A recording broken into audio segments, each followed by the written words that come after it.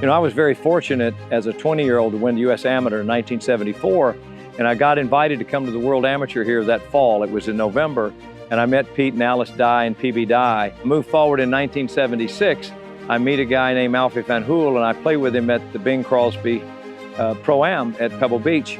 And Alfie and I became friends, and I kept telling him one of my favorite golf courses in the world was Casa de Campo. Alfie calls me in '84 and said, "Hey, I bought Casa de Campo. We bought some sugar. Would you like to fly down with me and play the golf course?" So I came down with Mr. Van Hoel on his first trip. You know, this golf course was built by hand. You didn't see a lot of bulldozers in the old photographs.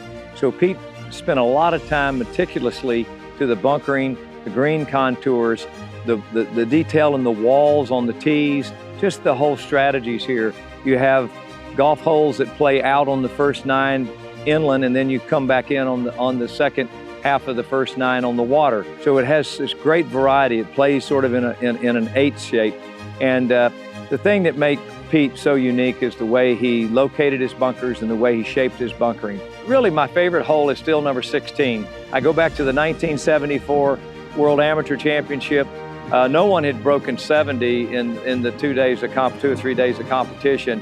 Our team needed to have, I was the last guy in, needed to have something special happen. And I remember Curtis Strange and Gary Koch sitting behind the 16th green, had their hats on backwards, cheering me on. They had played in the morning. And I hit a 1-iron to about 6 feet, and I made a 2. Birdie in 16 was really the highlight of my career, really. And at that time, I had just turned 21 years old. That was really the highlight of my career, to be able to make a birdie down the stretch when I needed to for my team and for the United States to win the World Amateur Championship. So 16 has to be my favorite hole on this golf course.